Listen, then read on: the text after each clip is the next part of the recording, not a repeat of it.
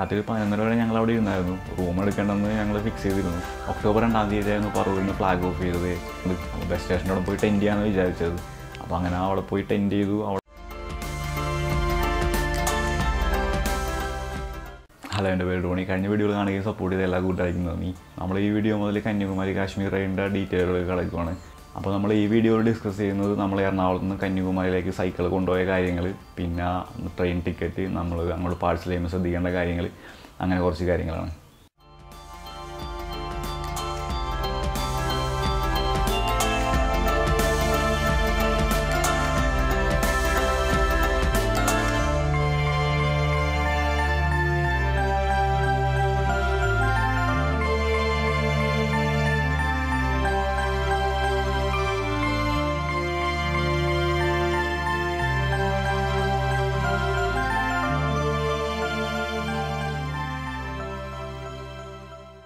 October 2-ാം തീയതിയായിരുന്നു പറവൂരിൽ നിന്ന് flag off ചെയ്തത്. VD Satheesan MLA ആയിരുന്നു പറവൂരിൽ നിന്ന് ഫ്ലാഗ് ഓഫ് ചെയ്തത്.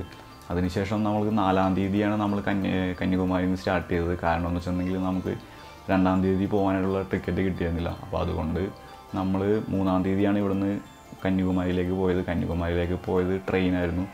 ട്രെയിനിൽ നമ്മൾ ശരിക്കും ഒരു സൈക്കിള് ഒരു ഹാൻഡ് ലഗേജ് എന്നുള്ള രീതിയിലാണ് നമ്മൾ ക്യാരി ചെയ്തത്. അത് കുറച്ച് ഫോമും അതുപോലുള്ള കാര്യങ്ങളൊക്കെ വെച്ച് ബേസ്ബോർഡൊക്കെ വെച്ച് പൊതിഞ്ഞിട്ട് നമ്മളുടെ കൂടെ തന്നെ കമ്പാർട്ട്മെൻറ്റിലാണ് ക്യാരി ചെയ്തത്. ശരിക്കും അതൊരു ലീഗലി അങ്ങനെ ക്യാരി ചെയ്യാൻ പാടില്ല. അപ്പോൾ നമുക്ക് ഫൈൻ കിട്ടിയായിരുന്നു. ഫൈൻ കിട്ടിയത് ഏകദേശം ഒരു 2 സൈക്കിളും കൂടെ ഒരു 500 രൂപയായിരുന്നു ഫൈൻ കിട്ടിയത്.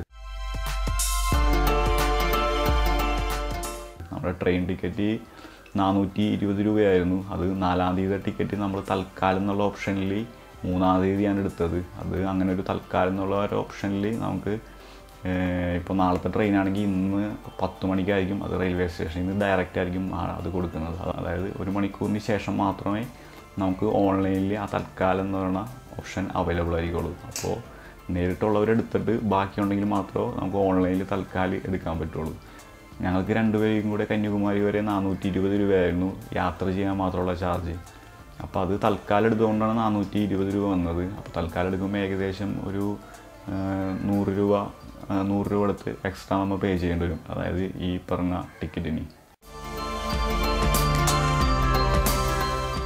ഹാൻഡ് ലഗേജായിട്ട് തന്നെ കൂടെ സൈക്കിൾ ക്യാരി ചെയ്യാനുള്ള കാരണം അത് ഇതിനു മുമ്പ് നമ്മളെ ഫ്രണ്ട്സ് അങ്ങോട്ടും ഇങ്ങോട്ടും കേരളത്തിൽ തന്നെ അങ്ങോട്ടും ഇങ്ങോട്ടൊക്കെ ആയിട്ട് പാഴ്സൽ ചെയ്തിട്ട് ഒരുപാട് ബുദ്ധിമുട്ട് നേരിട്ടിട്ടുണ്ട്. അതായത് എന്തെങ്കിലും ഡാമേജ് ഉണ്ടാവും അത് നമ്മൾ റിസീവ് ചെയ്യുന്ന സമയത്ത്. അപ്പോൾ അതുകൊണ്ടാണ് നമ്മൾ എന്ത് തന്നെ സംഭവിച്ചാലും നമ്മൾ പാഴ്സൽ ചെയ്യേണ്ടെന്നുള്ളൊരു രീതിയിലേക്ക് നമ്മൾ വന്നത്. മാത്രമല്ല, നമ്മൾ പാഴ്സൽ ചെയ്യുമ്പോൾ നമ്മൾ യാത്ര ചെയ്യുന്ന ട്രെയിനിൽ തന്നെ ആവണമെന്നില്ല നമ്മളുടെ സൈക്കിൾ വരുന്നത്. അത് ചിലപ്പോൾ നമ്മൾ വെയിറ്റ് ചെയ്യേണ്ടി വരും. ഞാനിതുവരെ പാഴ്സൽ ചെയ്യാത്തതുകൊണ്ട് പാഴ്സലിൻ്റെ കാര്യങ്ങൾ എനിക്ക് കൂടുതൽ ഡീറ്റെയിൽ അറിയില്ല. അത് സൈക്കിൾ വലിയ പാക്കിംഗ് ആയതുകൊണ്ട് നമുക്കത് ഫൈൻ അടക്കേണ്ടി വന്നായിരുന്നു. ഫൈൻ അടക്കേണ്ടത് നമ്മൾ കന്യാകുമാരി എത്തുന്നതിനും ഒരു 5 കിലോമീറ്റർ മുമ്പായിരുന്നു നമ്മൾ ആ ഒരു മേളം പിടിച്ചത്. അപ്പോൾ ശരിക്കും ഒരു സൈക്കിള് ലീഗലി നമുക്ക് അത് കമ്പാർട്ട്മെൻറ്റിൽ ക്യാരി ചെയ്യാൻ പാടില്ല. അപ്പോൾ അവർ 40 കിലോ വെയിറ്റ് എന്നുള്ള രീതിയിലാണ് കാൽക്കുലേറ്റ് ചെയ്യുന്നത്. അപ്പോൾ ഞങ്ങൾ പറഞ്ഞു ഇത് മേഡം ഇത് 40 കിലോ ഒന്നുമില്ല, 13 കിലോ 14 കിലോ ഉള്ള സൈക്കിളാണ്. അപ്പോൾ അങ്ങനെയൊക്കെ പറഞ്ഞ് ഞങ്ങളിങ്ങനെ റൈഡിൻ്റെ വേണ്ടി പോവുകയാണ്. അപ്പോൾ ഇങ്ങനെയുള്ള കാര്യങ്ങളൊക്കെ പറഞ്ഞപ്പോൾ അവർ നമുക്ക് ആ എമൗണ്ട് റെഡ്യൂസ് ചെയ്യുന്നതായിരുന്നു. അപ്പോൾ ഞങ്ങൾ 2 സൈക്കിളും കൂടെ ഏകദേശം ഒരു 500 രൂപ എടുത്താണ് അത് ഫൈൻ അടച്ചത്. അപ്പോൾ ഇതുപോലെ കന്യാകുമാരിയിലേക്ക് ആരെങ്കിലും സൈക്കിൾ കൊണ്ടുപോകാൻ നിൽക്കുന്നുണ്ടെങ്കിൽ മാക്സിമം പാഴ്സൽ അയക്കാൻ പറ്റുമെങ്കിൽ അതിൻ്റെ കാര്യങ്ങളൊക്കെ മനസ്സിലാക്കിയിട്ട് റെയിൽവേയോട് ചോദിച്ച് മനസ്സിലാക്കിയിട്ട്, അല്ലെങ്കിൽ നമ്മൾ പാഴ്സൽ ചെയ്ത സുഹൃത്തുക്കളൊക്കെ ഉണ്ട് അവരോട് ചോദിച്ച് മനസ്സിലാക്കിയിട്ട് പ്രോപ്പറായിട്ട് പാഴ്സൽ അയക്കുക. നമ്മുടെ ഹാൻഡ് ലഗേജായിട്ട് കൂടുതൽ ക്യാരി ചെയ്തിട്ടുണ്ടെങ്കിൽ ഇതുപോലെ നമുക്ക് കുറച്ച് ഇഷ്യൂസ് ഉണ്ടാകാൻ സാധ്യതയുണ്ട്. വലിയ പ്രശ്നങ്ങളൊന്നും ഉണ്ടാവുമെങ്കിൽ കൂടിയും നമ്മളുടെ സമയം കുറച്ച് പോകാനായിട്ട് ചാൻസ് ഉണ്ട്. പിന്നെ മാത്രമല്ല, ഇപ്പോൾ നമ്മളൊരു 500 രൂപ ടിക്കറ്റിലാണ് യാത്ര ചെയ്യണമെങ്കിൽ, അതായത് ആ ഒരു ദൂരത്തിലേക്കാണ് യാത്ര ചെയ്യണമെങ്കിൽ മിക്കവാറും ആ ഒരു പ്രൈസ് തന്നെ നമ്മൾ അത്രയും ബാർഗിൻ ചെയ്തിട്ട് പോലും ആ ഒരു പ്രൈസ് തന്നെ നമ്മൾ കൊടുക്കേണ്ട ആവശ്യം വരും. അപ്പോൾ നമ്മൾ അവിടെ എത്തുന്നവരെ നമുക്കൊരു ടെൻഷൻ ഉണ്ടാവും, നമ്മൾ പിടിക്കുമോ എന്നൊരു ടെൻഷൻ ഉണ്ടാവും. അപ്പോൾ മാക്സിമം നമുക്ക് പറ്റുമെങ്കിൽ പാഴ്സൽ ചെയ്യുക. പാഴ്സൽ എന്ന് വെച്ചിട്ടുണ്ടെങ്കിൽ നമ്മൾ പ്രോപ്പറായിട്ട് പാക്ക് ചെയ്തതിന് ശേഷം മാത്രം പാഴ്സൽ ചെയ്യുക.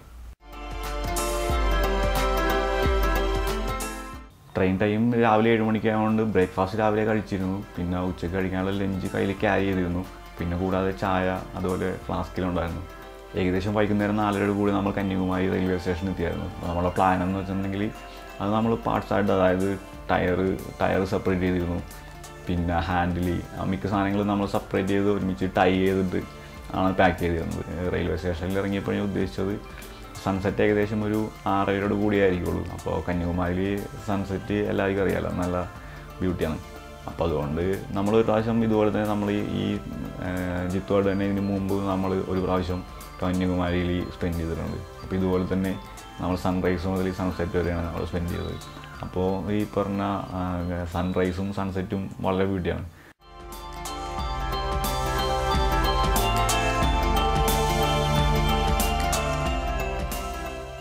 അപ്പോൾ അതുകൊണ്ട് നമ്മൾ ഉദ്ദേശിച്ചിരുന്നത് സൈക്കിൾ ഫിറ്റ് ചെയ്തതിന് ശേഷം സൺസെറ്റ് അടിക്കാൻ പോകാനാണ് ഉദ്ദേശിച്ചിരുന്നത്. അപ്പോൾ നമുക്കതിന് സാധിച്ചില്ല. പക്ഷേ നമ്മൾ വിചാരിച്ചതിനെക്കാട്ടി ഒരുപാട് സമയം എടുത്ത് അത് സൈക്കിൾ ഫിറ്റ് ചെയ്യാനായിട്ട്. അപ്പോൾ ഏകദേശം 7 മണി 7:15 കൂടിയാണ് നമ്മൾ അത് ഫിറ്റ് ചെയ്തിട്ട് റെയിൽവേ സ്റ്റേഷനിൽ നിന്ന് പുറത്തേക്ക് ഇറങ്ങാൻ കഴിഞ്ഞത്. അപ്പോൾ അവിടെ സ്റ്റേഷൻ മാസ്റ്റർ ഉണ്ടായിരുന്നു. അപ്പോൾ പുള്ളി എന്താണ് കാര്യങ്ങളൊക്കെ ചോദിച്ചു. അപ്പോൾ നമ്മൾ കാര്യങ്ങളൊക്കെ പറഞ്ഞു, സാർ ഇങ്ങനെയാണ്, ഞങ്ങൾ ഇന്ന സ്ഥലത്ത് നിന്ന് വരുന്നതാണ്, ഇന്ന ഉദ്ദേശത്തോടു കൂടെ ഇന്ന സ്ഥലത്തേക്കാണ് പോകുന്നത്, അങ്ങനെ കാര്യങ്ങളൊക്കെ പറഞ്ഞു. അപ്പോൾ അന്ന് ഫ്രണ്ട്സൊക്കെ കുറച്ച് പേര് വാട്സാപ്പിൽ മെസ്സേജ് അയച്ചിരുന്നു, തിരുവനന്തപുരത്ത് എന്തോ മഴ പെയ്യാനും അങ്ങനെ കുറച്ച് പ്രശ്നങ്ങളൊക്കെ സാധ്യതയുണ്ടെന്ന്. അപ്പോൾ കന്യാകുമാരിയിലും നമ്മൾ കുറച്ച് വൈകുന്നേരമായപ്പോൾ കുറച്ച് ചെറിയൊരു പൊടിമഴയുണ്ടായിരുന്നു, ചെറിയ കാറ്റ്, അങ്ങനെയുള്ള പ്രശ്നങ്ങളൊക്കെ ഉണ്ടായിരുന്നു. അപ്പോൾ നമുക്ക് ചെറിയൊരു പേടിയുണ്ടായിരുന്നു, എന്തെങ്കിലും നമുക്ക് എക്സ്പെക്റ്റ് ചെയ്തതിൻ്റെ വിപരീതമായിട്ട് എന്തെങ്കിലും സംഭവിക്കുന്നു. അപ്പോൾ അങ്ങനെയൊന്നും സംഭവിച്ചില്ല. നമ്മൾ പിന്നെ വൈകുന്നേരം ഒരു 8 മണിയോടുകൂടെ രാത്രിത്തെ ഭക്ഷണം കഴിച്ചായിരുന്നു. ബീഫ് കറി പൊറോട്ട അതൊക്കെയാണ് കഴിച്ചത്. സംഭവം എന്ന് വെച്ചാൽ കുറച്ചും കൂടി കേരളവും കുറച്ചും കൂടി കഴിഞ്ഞിട്ടുണ്ടെങ്കിൽ റൈഡ് സ്റ്റാർട്ട് ചെയ്ത് കഴിഞ്ഞിട്ടുണ്ടെങ്കിൽ നമുക്ക് ഇതൊന്നും ചിലപ്പോൾ കഴിക്കാൻ പറ്റില്ല.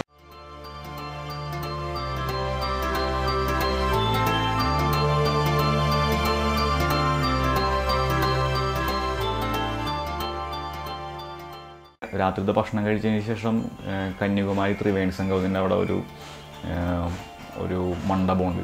മണ്ഡപത്തിൽ പോയിരുന്നു വെച്ചു. അപ്പോൾ പിന്നെ കുറേ നേരം അപ്പോൾ കുറച്ച് ഫ്രണ്ട്സൊക്കെ വിളിച്ചായിരുന്നു, റൈഡ് എപ്പോഴാണ് സ്റ്റാർട്ട് ചെയ്യുന്നത്, അങ്ങനെയുള്ള കുറച്ച് കാര്യങ്ങളൊക്കെ ചോദിച്ചു. പിന്നെ നമ്മൾ കോളേജിൽ ഡിഗ്രിക്ക് പഠിക്കുമ്പോഴായ 2-3 ഫ്രണ്ട്സ് വിളിച്ചായിരുന്നു. പിന്നെ വീടിൻ്റെ അടുത്തുള്ള ഫ്രണ്ട്സ് വിളിച്ചായിരുന്നു. അപ്പോൾ അങ്ങനെ കുറേ നേരം ഫോണിൽ സംസാരിച്ചിരുന്നു.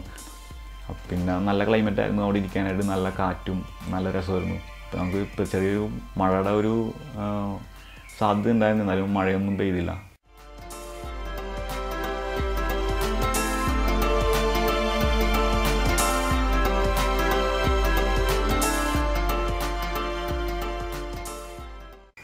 രാത്രി 11 വരെ ഞങ്ങൾ അവിടെ ഇരുന്നായിരുന്നു. റൂം എടുക്കേണ്ടെന്ന് ഞങ്ങൾ ഫിക്സ് ചെയ്തിരുന്നു.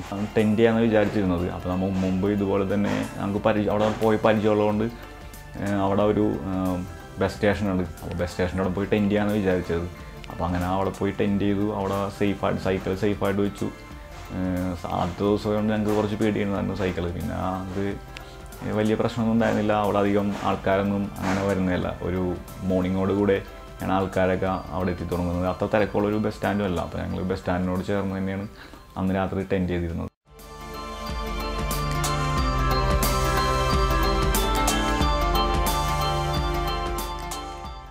പിന്നെ കയ്യിൽ ലോഗ് ബുക്ക് എന്ന് പറഞ്ഞൊരു ബുക്ക് ഉണ്ടായിരുന്നു. അതായത് ആ ബുക്ക് ഉപയോഗിക്കുന്നതെന്ന് വെച്ചിട്ടുണ്ടെങ്കിൽ നമ്മൾ ഒരു സ്ഥലത്തു നിന്ന് മറ്റൊരു സ്ഥലത്തേക്ക് പാസ് ചെയ്ത് പോയി എന്നുള്ള ഒരു തെളിവിന് വേണ്ടിയിട്ടാണ്. അതായത് നമ്മൾ അതിൽ എഴുതി തരുന്നത് ഇന്ന 2 പേര് ഇന്ന മെസ്സേജോടുകൂടെ ഇന്ന സ്ഥലത്ത് നിന്ന് ഇന്ന സ്ഥലത്തേക്ക് പോകുന്നു, അപ്പോൾ ഞാൻ ഇന്ന സ്ഥലത്ത് വെച്ച് മീറ്റ് ചെയ്തു.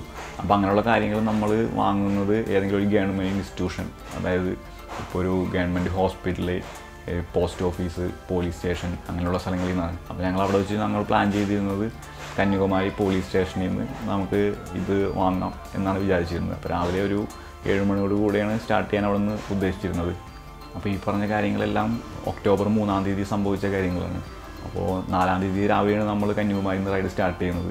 അടുത്ത വീഡിയോ മുതൽ നമ്മൾ റൈഡിൻ്റെ ഓരോ ദിവസത്തെ കാര്യങ്ങളിലേക്ക് നമ്മൾ സ്റ്റാർട്ട് ചെയ്യുകയാണ്.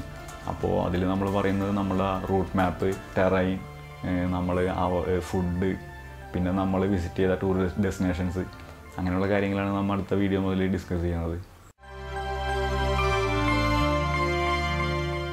ഒരുപാട് എനിക്ക് മെസ്സേജ് അയച്ചിരുന്നു ഞാൻ ഏത് സൈക്കിളോമീറ്ററാണ് ഉപയോഗിക്കുന്നത് എന്ന്.